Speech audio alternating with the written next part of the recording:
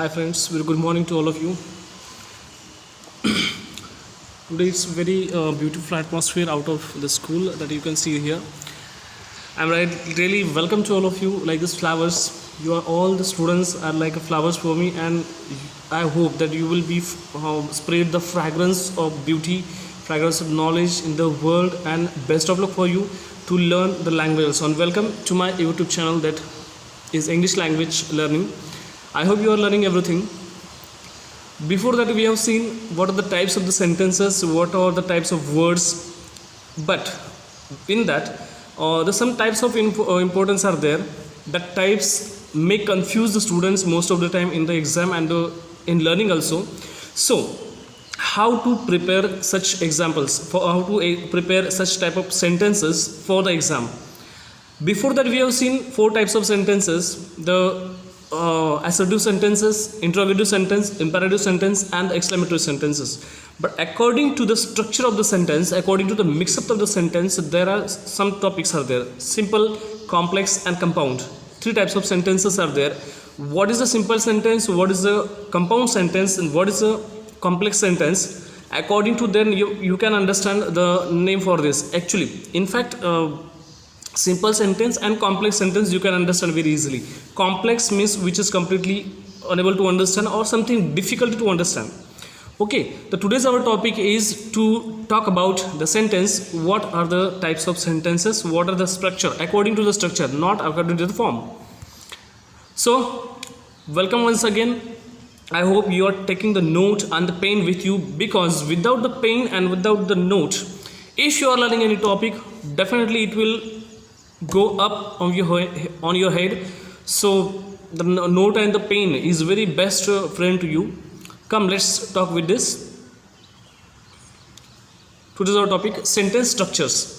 According to the structure, according to the how to structure the sentences. Okay, it's okay, we can understand the simple assertive sentences or the declarative sentence, but how they come together for most of the time? How? For example, one writer is there in English. He has written the whole novel within one single sentence. Can you believe us? The first line started and the last line with the full stop. He has completed the one novel in one sentence. This complete novel is like one complex sentence. So how? We'll see this. There are three types of sentences. We can say this. And before that, we have seen what is a sentence. The concept of the sentence is what? The meaningful structure of the meaningful word. Okay, before the meaning, if the sentence is not delivering any type of meaning, then definitely this sentence is not a sentence. This particular arrangement is not a sentence. The most important feature of the sentence is to deliver the meaning. अगर meaning नहीं आता है तो वो sentence नहीं होगा. Okay, तो इसमें तीन टाइप के सेंटेंस हम देखने वाले हैं: simple, second one is compound, and third one is complex. But यही पे हम रुकते नहीं हैं. सिंपल, कंपाउंड, कॉम्प्लेक्स तो हो गए, फिर भी एक टाइप बचता है और वो होता है कंपाउंड एंड कॉम्प्लेक्स. ओके, दोनों मिक्सअप कैसे हो सकते हैं? तो इन चार टाइप को हमें देखना है. Actually there are three one, but still sometime we ask the compound and complex together. फिर भी तीन टाइप को हम पहले देखेंगे and will understand what is. अगर आपको कंपाउंड और कॉम्प्लेक्स समझ में आते हैं तो definitely the fourth part will be very easy for you. Let's see what is the basic elements of the every sentence. Basic element क्या होता है? कोई भी सेंटेंस, मैंने आपको पिछले वाले एक वीडियो में बताया था कि जो सेंटेंस होता है, सेंटेंस का बेस होता है पहले verb, and the second one is subject object. ये तीन जो है वो बेसिक है, बट सबसे बेसिक जो होगा, सबसे इंपॉर्टेंट जो होगा, वो होगा verb. Let's see which are the basic elements. पहले तो होना चाहिए सब्जेक्ट, वो इंपॉर्टेंट होता है, और दूसरी चीज़ होती है प्रेडिकेट. अभी प्रेडिकेट क्या होता है? ओके, वर्ब्स लेकर ऑब्जेक्ट तक जो पूरा का पूरा है सब्जेक्ट के बाद, ये पूरा प्रेडिकेट होता है. मतलब क्या कि वर्ब किसके लिए काम कर रहा है? Why the verb is applying for something. Okay, why the verb is using for हुम. That is the answer. Which answer will become? That will be the predicate. What is the predicate? What is subject? Subject, I know already. I told you that subject is the name of the any person, place, or the thing. that is the subject. Or simply we can say who is doing the act, who is playing the performance in the sentence, that is the subject. Okay, who is doing the action, who is doing the who is completely close with the verb, that is the subject. And what for did the action, for what the action is done into the sentence, that is a predicate. Okay, the basic one, like we can say here simple, इसमें subject जो है, okay, subject is a Sania and the tennis, player tennis, ये जो है that is a predicate. Okay, predicate is what, the place the tennis.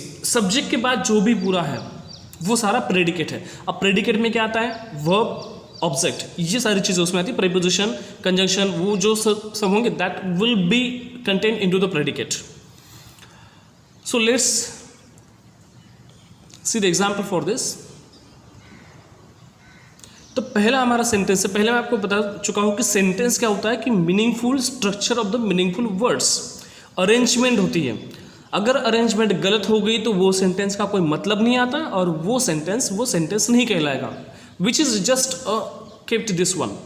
मैंने पहले भी आपको बताया था कि अगर वर्ड्स को सही तरह से वहाँ पे अरेंज नहीं किया जाएगा तो सेंटेंस बनेगा नहीं. तो पहला हमारा सेंटेंस टाइप, हमारा पहला पार्ट जो है that is a simple sentence. What is a simple sentence? Simple है, जिसके नाम में ही सिंपल होगा. Simple means which is basic concept. बाकी जो हो रहा है उस पर कम ध्यान दीजिए, लेकिन जो मैं बता रहा हूँ उस पर ऊपर ज़्यादा ध्यान दीजिए, बिकॉज इट्स वेरी इंपॉर्टेंट. शायद कुछ बातें ऐसी होती जो मैं वीडियो में यहाँ पे प्ले नहीं कर पाता या फिर यहाँ पे नहीं होती है और सडनली वो दिमाग में आती है. कोई चीज़ें होती है तो वो सुनने में बहुत इंपॉर्टेंट है, पढ़ने में कोई भी पढ़ सकता है. It's very easy to learn anything from the website, from the email IDs, blog, somewhere you can read very easily, but when the person is telling, it's very important to you. Okay, the simple sentence has a one object, one subject and one predicate. Simple sentence का आप यहाँ पे meaning जो बताए वो है कि वहाँ पे एक ही सब्जेक्ट और एक ही प्रेडिकेट होता है, मतलब एक्शन एक ही होगी. One action, one object and one subject. Simple, उसके नाम में ही सिंपल है. जो सेंटेंस बताते ही आपको बिल्कुल समझ में आ जाता है, वेरी सिंपल होता है स्ट्रक्चर, कोई डिफिकल्टी नहीं. S+V+O ये फॉर्मेट से लेकर चलता है, that is a simple sentence. उसमें ज़्यादा टेंशन नहीं है, but we have to be concentrate on the complex sentence very well. We went to Pune, ये जो सेंटेंस है this is a simple sentence. इसमें क्या है कि we is one simple subject, went से लेकर पुणे एस्टरडे तक, the complete, it is complete predicate. इसमें V प्लस O प्लस इसमें प्रीपोजिशन भी है, then adjective also is there, everything is there, therefore this is a predicate. Went to Pune yesterday, that is complete predicate. How this will can describe, ये simple sentence का formula होता है. It is observe how simple sentence is construct, इस तरह से वो construct किया जाता है. ठीक है,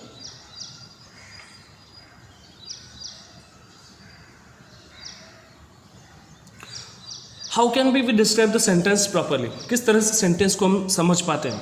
तो सबसे पहले ये सेंटेंस किस तरह से बना होता है और कैसे, ये फॉर्मेट को आप आपके नोट में लिख के रखिए, because it's very important to understand. ये अगर समझ में आ गया तो आपको पूरी तरह से समझ में आ जाएगा. और कुछ सेंटेंस होते हैं, it is a complete semiotics. ये सेमियोटिक्स का एक पार्ट होता है कि we have to understand the sentence with a proper understanding. तो पहले क्या है, we went to Pune yesterday, ये मेरा सेंटेंस है. And how this sentence would describe, तो उसमें वी क्या है, वेंट क्या है, टू प्रेडिकेट. यहाँ पे मैंने कुछ साइन वगैरह किए हुए उसमें से. तो we is a pronoun. Okay, ये सारे पार्ट ऑफ स्पीच मिलकर बना हुआ सेंटेंस होता है. पार्ट ऑफ स्पीच इसलिए कहे जाते हैं because they are the parts of the one sentence. Speech में से सेंटेंस, ये सारे पार्ट है उसके. जो पहला पार्ट है कि we is a pronoun. Second, went to Pune is completely a predicate. तो एक एक पार्ट हमको देखते जाएंगे. वेंट जो है वो वर्ब है. टू पुणे ये prepositional phrase, to Pune yesterday prepositional phrase होती है. जैसे ऑब्जेक्ट होते हैं, ऑब्जेक्ट के भी टाइप, जैसे नाउन के टाइप होते हैं वैसे ऑब्जेक्ट के भी टाइप होते हैं. कॉग्निटिव ऑब्जेक्ट होता है, प्रेपोजिशनल ऑब्जेक्ट होता है, डायरेक्ट ऑब्जेक्ट होता है, इनडायरेक्ट ऑब्जेक्ट होता है. There are 4-5 types of the object. तो उसमें ये जो है प्रेपोजिशनल ऑब्जेक्ट है या फिर प्रेपोजिशनल फ्रेज है, जैसे noun phrase, verb phrase and then adjective phrase, adverb phrase and prepositional phrase. तो मेरी बातों को थोड़ा आप गौर से सुना करें, क्योंकि ये इंपॉर्टेंट होता है कि बहुत सारी बातें आपको यहाँ से पता चल जाती हैं. वी जो है वो सिंपल सब्जेक्ट है। सिंपल सब्जेक्ट इसलिए क्योंकि वो कंपाउंड नहीं है, एक ही है। वी मतलब सिंपली है कि मैं जो बोलने वाला है उसके साथ वाला है। ओके, एक ही प्रोनाउन होने की वजह से ये सिंपल सब्जेक्ट है, कंपाउंड नहीं है। कंपाउंड मतलब दो होंगे तो compound, but here it's a simple one. And this is a complete went to Pune yesterday, ये जो पूरा का पूरा है this is a complete predicate. तो इस तरह से आप आपको ये स्क्रीनशॉट भी निकाल के रख सकते हो या फिर इसको डिस्क्राइब भी कर सकते हो या फिर लिख सकते हो। Second example we can see again for this the same, Rahul taught to his student. तो आई होप कि आपने इसको पहले से डिस्क्राइब करके रखा होगा, पहले से आपने उसको डिवाइड करके रखा होगा। Rahul is a subject, one is again a simple subject. Okay, taught is verb, to his student, ये भी आपको लग सकता है कि प्रीपोजिशनल फ्रेज है तो है, जहाँ पे प्रीपोजिशन से स्टार्ट होता है this is a preposition verb object. और टॉट से लेकर स्टूडेंट तक, ये जो दूसरा मैंने यहाँ पे किया ब्रैकेट है, ये पहला ब्रैकेट ये यहाँ से प्रीपोजिशन फ्रेज के लिए है, ये वर्ब है, और दोनों मिलके जो बनता है that is a predicate. We can say this like verb again is a prepositional phrase. अब प्रीपोजिशनल फ्रेज कैसे पहचानेंगे? उससे पहले जो है वो प्रीपोजिशन आता है, जैसे टू है तो प्रीपोजिशन आया, ऑफ होगा या फिर कुछ और इंडिकेटर्स आएंगे या फिर कुछ कनेक्टिव्स आएंगे, टू से लेकर आई क्रॉस वगैरह सब कुछ आ सकते हैं, कोई भी प्रीपोजिशन उससे वो जुड़ा होता है, that is a prepositional phrase. Simple subject है और ये प्रेडिकेट, जो पूरा आपने आई होप कि पहले से आपने उसको डिसाइड कर ही लिया होगा। तो किस तरह से उसे हम डिस्क्राइब एक बार वापस से देखते हैं कि इसमें सब्जेक्ट क्या है और प्रेडिकेट कौन। सानिया ये हमारा पहले जो सेंटेंस था, सानिया ये सब्जेक्ट था, और दूसरा प्लीज टेनिस ये उसका प्रेडिकेट है। ओके, यहाँ पे वन सब्जेक्ट है एंड वन प्रेडिकेट है। तो मैंने आपको पहले कहा था सिंपल सेंटेंस में एक ही सब्जेक्ट होता है और एक ही प्रेडिकेट भी होता है, तो that sentence is called as the simple sentence simply. अब नेक्स्ट वाला सेंटेंस एग्जाम्पल बताएंगे कि यहाँ गड़बड़ कहाँ हुई। तो सिंपल, महेश एंड सानिया, यहाँ पे ध्यान दीजिए, Mahesh and Sania plays tennis, play tennis. अब ये महेश कौन है? Is boy and Sania is girl, but they are two, एक नहीं है दो है, तो यहाँ पे कंपाउंड हो जाता है, कंपाउंड सब्जेक्ट हो गए। कंपाउंड सब्जेक्ट किस लिए हो गए? Because they are both two, दो होने की वजह से।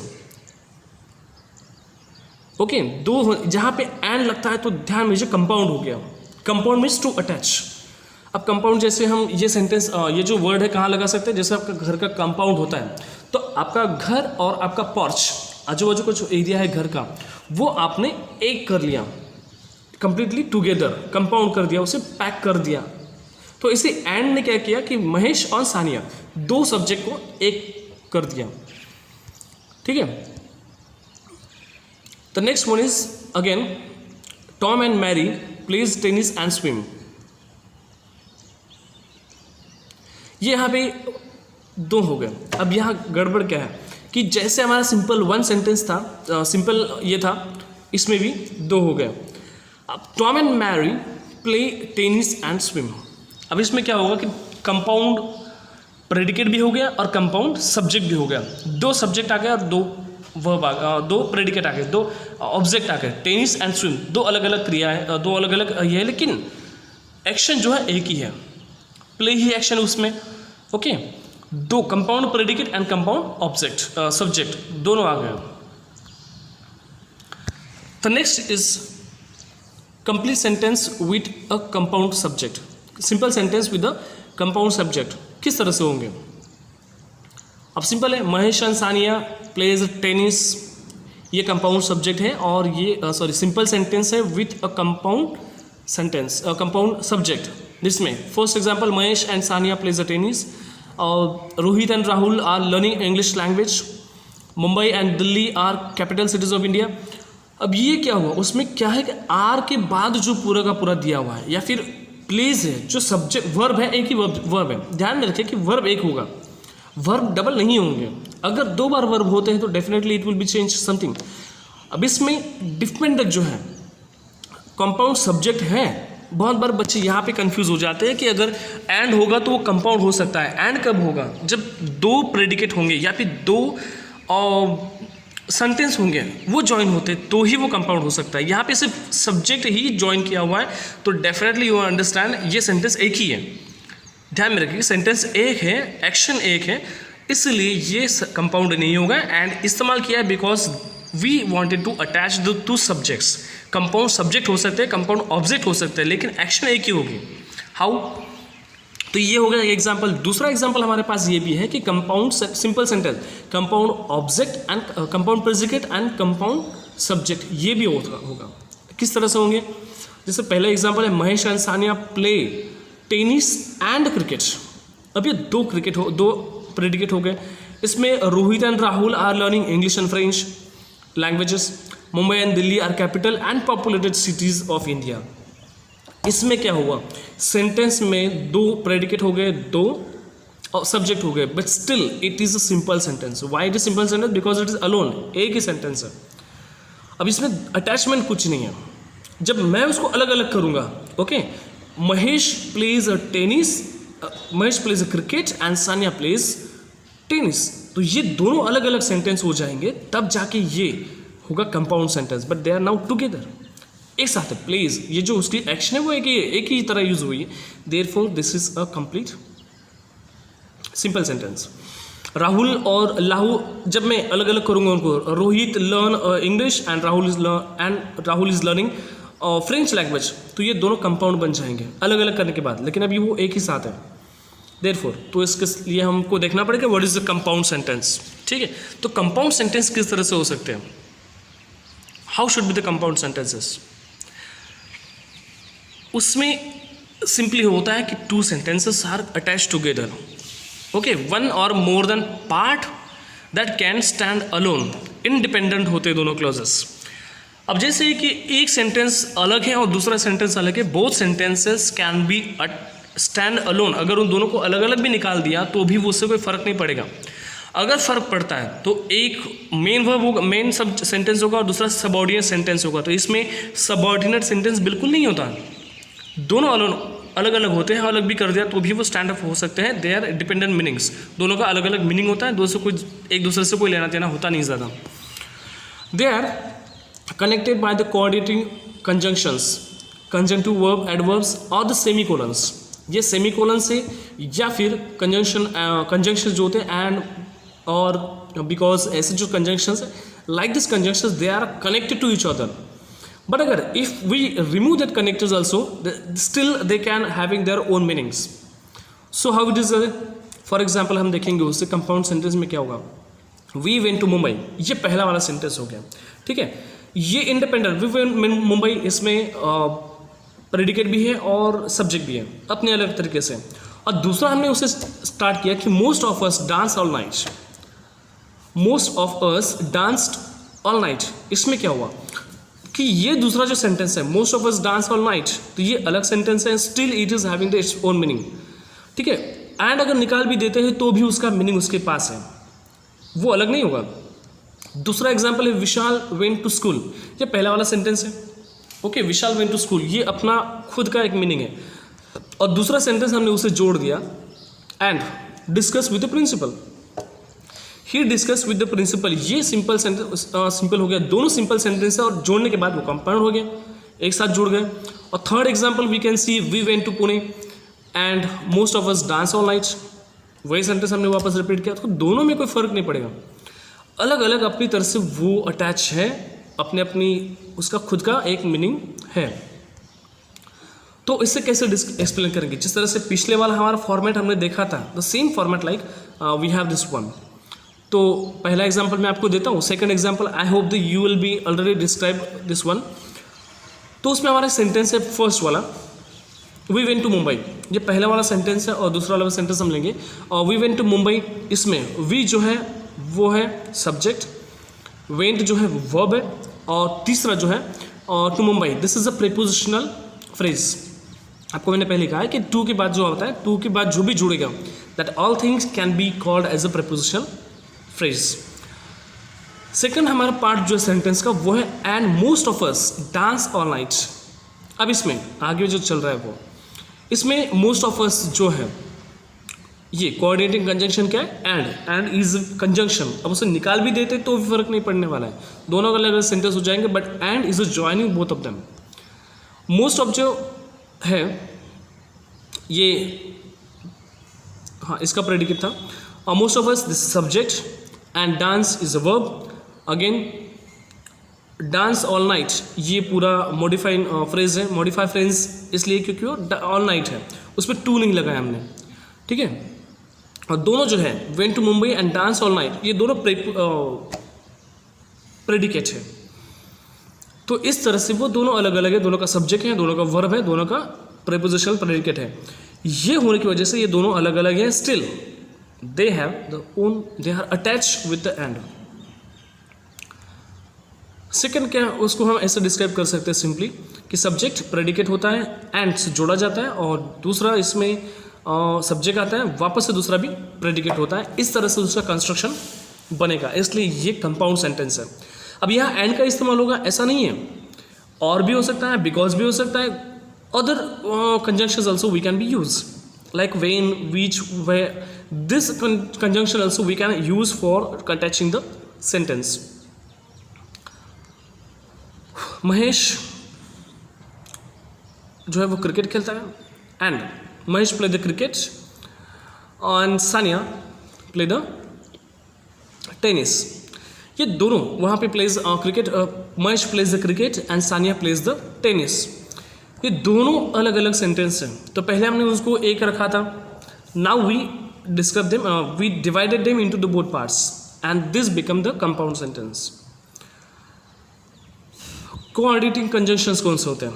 मैंने आपको पहले कहा कि सिर्फ एंड ही यूज़ नहीं होगा उसमें, एंड के साथ और भी बहुत सारे वर्ड्स होते हैं जो यूज़ हो सकते हैं उसमें। For, and, nor, neither nor, ये भी आप जिसको से नॉर होता है, बट, और, येट, सो, इस तरह के बहुत सारे वर्ड्स हैं, ये एग्जाम्पल्स हैं, ये सब उसमें यूज़ हो सकते हैं, and we can divide them sentences very easily because भी उसमें आ सकता है।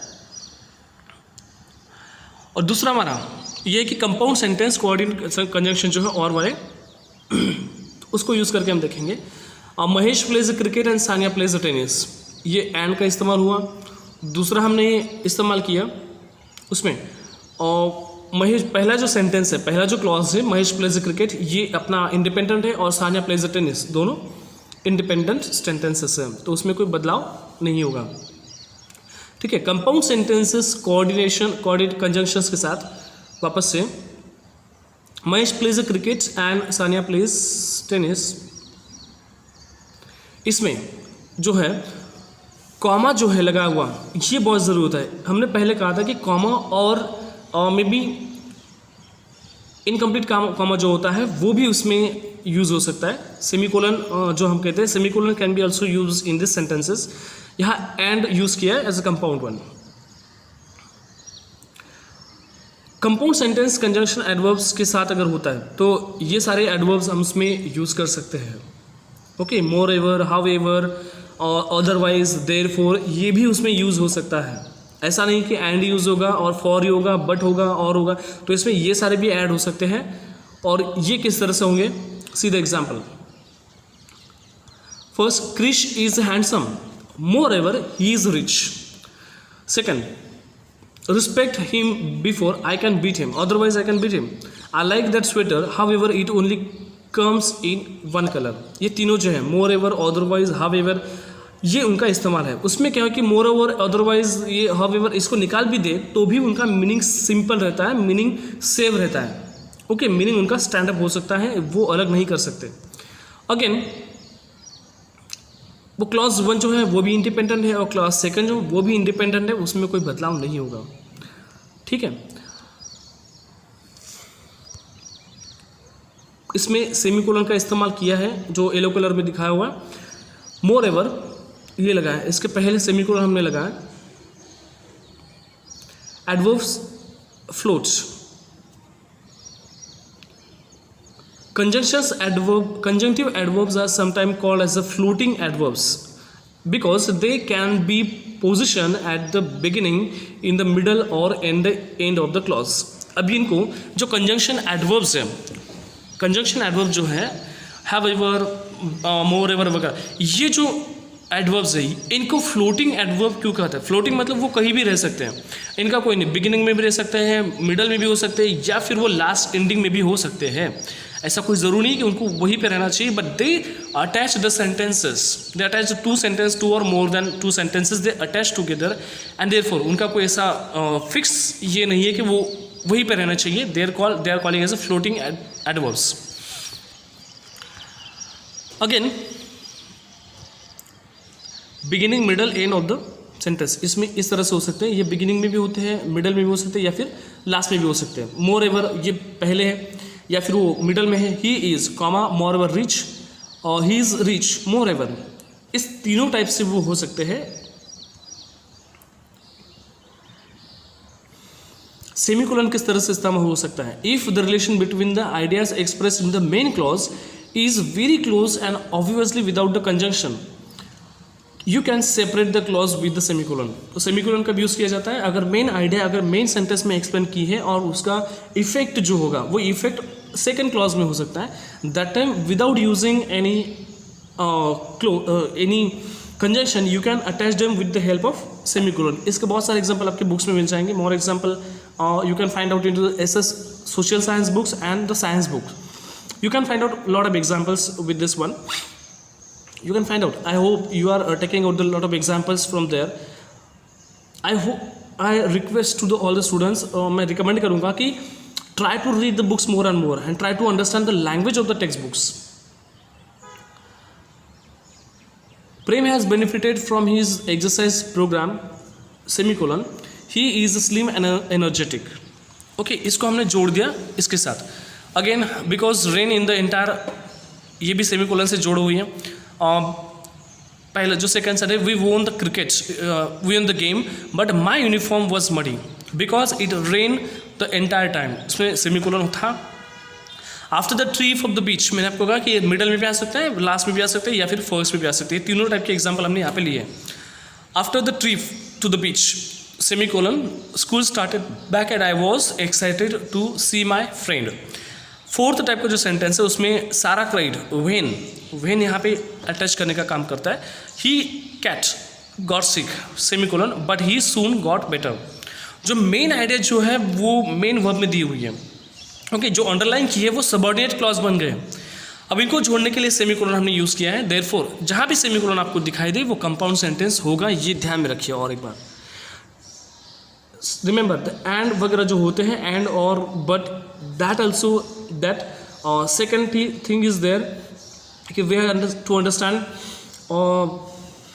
जहाँ पे सेमीकोलन है, मोर एवर वगैरह जो एडवर्ब्स हैं। ओके, दिस एडवर्ब्स जहाँ भी आपको दिखेंगे वो सेंटेंस कंपाउंड सेंटेंस होगा। ये बिल्कुल भी अपने दिमाग में डाल दीजिए। कभी कभी क्या होता है कि यहाँ पे सर ने तो हमको बिकॉज पढ़ाया था, एंड पढ़ाया था, और but something has taught by the teacher in the classroom that find out the compound sentence with the help of this words. But most of the time government the exam and paper setters are very important, very intelligent. They are having the all type of complexities with the student. They know each and every point of the student's mind. Therefore they are putting such type of examples. So what we have to understand, we have to know what examiner will ask to the exam. Examiner will the paper setter will put into the exam. We have to be prepared for this. So most of the time you will not found the and or moreover such type of sentence. If you will found, then remember this is a compound sentence.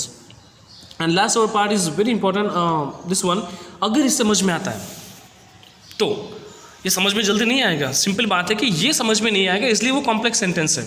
Y it is complex? Because it is a complex. ठीक है, तो ये बात समझ के चले कि this is a complex. तो complex sentence is why it is a complex sentence has at least two parts, दो पार्ट होते हैं, but one that can stand alone और another one that can not. इसमें सिंपल होता है कि main clause होता है, सबऑर्डिनेट क्लॉज होता है। मेन क्लॉज अलग होता है, सबऑर्डिनेट क्लॉज अलग होता है। अगर सबऑर्डिनेट क्लॉज को अलग से रखा जाए तो उसका कोई मीनिंग नहीं होता है। We can't understand the meaning of the second sentence, references will not be there, how it will be there. So what? Again, second part we have to think the part that cannot stand alone in link to the rest of the sentence, but the subordinating conjunction. अगर जब तक subordinate conjunction वहाँ पे use नहीं होगा तब तक आपको second part वहाँ पे समझ में नहीं आएगा। ओके तो इसलिए दोनों को वहाँ पे सेट करना बहुत ज़रूरी होता है. And since my friend and I wanted to have a fun we went to Mumbai. अब इसमें पहला जो सेंटेंस है वो सबऑर्डिनेट सेंटेंस बन गया. Since my friend and I wanted to have a fun, ये सबऑर्डिनेट सेंटेंस बन गया. मेन क्लॉज क्या होगा, वी वेंट टू मुंबई, ये मेन क्लॉज वहाँ पे हो गया. And again the sentence we attach, this is complex sentence. Why it is complex? Can we understand it very easily? अब इसमें इसको हम डिस्क्राइब कर पाएंगे. Since we wanted to have a fun. अब जैसे कि इसमें हमने since जो है वो अटैच करने वाला होता है, अटैच करने वाला हो गया. But part that can not stand alone, we wanted have a fun, we wanted have a since we. अगर फॉर एग्जाम्पल अभी बहुत सारे स्टूडेंट ये भी कन्फ्यूजन हो जाएंगे कि वी तो है, सब्जेक्ट अलग है, वांटेड है, और टू हैव अ फन है, तो वो तो प्रेडिकेट अलग होगा. प्रीपोजिशन प्रेडिकेट भी है, वर्ब भी है और सब्जेक्ट भी है. बट यहाँ गड़बड़ ये हो जाती है कि सीन्स लगा दिया है. ओके अगर सीन्स निकाल देते हैं तो वो दोनों अलग अलग स्टैंड हो सकते हैं. बट सीन्स नहीं लगाए, सीन्स लगाने की वजह से वो इसके पहले कुछ ना कुछ तो है ज़रूर. एंड निकाल देते हैं तो वो सिंपली अलग अलग हो जाते हैं. बट सीन्स लगा दिया तो इसलिए पहला सेंटेंस जो सेकंड वाला सेंटेंस उसके साथ जोड़ना बहुत ज़रूरी हो गया. ठीक है, अब इसमें प्रेडिकेट भी लगा दिया, प्रेडिकेट भी है और वी भी है. सेकंड सेंटेंस में, पहले वाले सेंटेंस में भी है, नहीं ऐसा नहीं है. But still it is depend upon we wanted to Mumbai study, इस पर डिपेंड करता है. इसमें क्या हुआ कि सब्जेक्ट है, प्रेडिकेट भी है और उसने इवन दो लगा दिया या फिर सिंस लगा दिया है. सब्जेक्ट एंड प्रेडिकेट दोनों सेंटेंस है, लेकिन इसमें जो यूज़ किया हुआ वर्ड है वो दोनों को अलग अलग करता नहीं है, नहीं कर सकता. वो दोनों एक साथ ही जुड़े रहने बहुत इंपॉर्टेंट है. अगेन एग्जाम्पल समझेंगे. किरण है, okay, is popular, Kiran is a popular. Even though Kiran is a popular, और सेकंड वाला जो सेंटेंस हम बताएंगे वो है ही इज अगली. अब किरण इज ए पॉपुलर वो भी स्टैंड अप कर सकता है और ही इज अगली ये भी स्टैंड अप कर सकता है. दोनों अलग अलग हैं, लेकिन अगली हम किसी को भी नहीं बोल सकते क्योंकि वो पॉपुलर है. तो popular is very important sentence. अगली तो everyone can be possible. Even though, okay, even though फिर भी वो अगली है, फिर भी वो पॉपुलर है. ये सेंटेंस डिस्क्राइब करता है हमारे कॉम्प्लेक्स सेंटेंस को. कॉम्प्लेक्स में जो भी सेंटेंस है, ओके, इसमें कुछ वर्ड हो अगर ये आते हैं तो remember this is a complex sentence. क्या है? After, although, as, because, before, how, if, once, since, then, that. अब दैट आने के बाद ये ध्यान में रखिए कि जितने भी सारे डायरेक्ट इनडायरेक्ट स्पीच के सेंटेंस होंगे वो सारे कॉम्प्लेक्स सेंटेंस में आते हैं. Though, till, until, when, where, whether, while, ये जो अगर ये जो वर्ड से सेंटेंस ज्वाइन होता है तो remember this is a complex sentence. ठीक है, मैंने आपको पहले ये बात बोल दी थी कि एंड के बाद हम इज ये भी यूज़ कर सकते हैं. बट एंड के बाद इस्तेमाल कब करना है कि जब उसका प्रेडिकेट और something different is there. Okay, ये रिलेटिव प्रोनाउन की तरह काम करने वाले कंजंक्शन से सारे. अब ये अगर आते हैं वर्ड में, सेंटेंस में, तो definitely this words, this sentences can be possible a complex sentence, क्योंकि ये सेंटेंस समझने की कॉम्प्लेक्सिटी बढ़ा देते हैं. Remember again, Bob is a popular even though he is अगली. बॉब पॉपुलर है फिर भी वो, लेकिन वो अगली है. इसमें पहला जो सेंटेंस वो डिपेंडेंट है और दूसरा इंडिपेंडेंट है. सॉरी, पहला जो है वो इंडिपेंडेंट है और दूसरा डिपेंडेंट है. ठीक है, दो, इवन दो विशाल इज अगली ही इज अ पॉपुलर, ये हमने उल्टा कर दिया उसे. तो उसमें इवन दो विशाल इज अगली ये डिपेंडेंट हो गया और दूसरा जो इज अ पॉपुलर वो इंडिपेंडेंट हो गया. इंडिपेंडेंट किस पे हो गया? विशाल इज अगली पे. ये हमारे कॉम्प्लेक्स हो गए. अब कंपाउंड कॉम्प्लेक्स जो होंगे वो किस तरह से होते हैं उसका कुछ एग्जांपल्स हम देख लेंगे. The last one important part, this type of sentences have the more than one part that can be stand alone and at least one part that cannot be stand. इसमें एटलीस्ट 2 पार्ट ऐसे होते हैं जो independent होते हैं, dependent होते हैं, और एक जो होता है इंडिपेंडेंट हुआ। और मैक्सिमम ऐसे सेंटेंस हम एग्जाम्स में नहीं आते, बट स्टिल सेफ्टी के लिए हमें लर्न करना पड़ेगा। Conjunctions link to the different parts of the sentence, conjunction जो है अलग अलग लिंक उसमें की जाती है। Since we wanted to have fun, my friend and I went to Mumbai yesterday and we dance all night. अब इसमें since we wanted to have fun, ये जो है इंडिपेंडेंट सेंटेंस है, वो डिपेंडेंट नहीं है। My friend I wanted to Mumbai yesterday, ये डिपेंडेंट सेंटेंस है। And we dance all night, and लगाने की वजह से ये सेंटेंस अलग हो गया, मीन्स उसको निकाल भी दिया। वी डांस ऑल नाइट, ये सेंटेंस डिपेंडेंट हो गया। My friend I wanted to Mumbai yesterday, ये भी डिपेंडेंट होगा, लेकिन पहला वाला जो सेंटेंस है वो इंडिपेंडेंट है, क्योंकि सिंस लगा बैठे हैं वहाँ पे। अगर सिंस निकाल देते हैं, कॉमा निकल जाएगा, वो फुल स्टॉप हो जाएगा, तो ये तीनों सिंपल सेंटेंस हो सकते हैं, लेकिन यहाँ पे नहीं होंगे। सिंस लगा है इसलिए वो कंपाउंड कॉम्प्लेक्स हो गया। ठीक है, इसको एक्सप्लेन किस तरह से करेंगे तो हमें उसे डिस्क्राइब कर सकते हैं।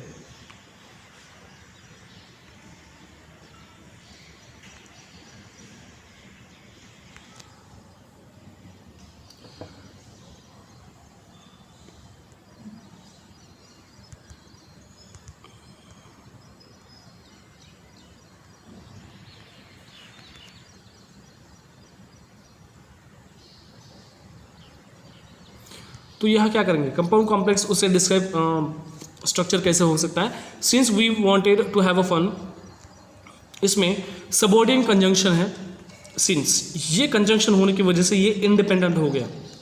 ठीक है, part that can not be stand alone, पूरा का पूरा पार्ट सिंस अगर लगा दिया जाए तो वो नहीं होगा, सिंस के पहले कुछ था इसलिए वो है।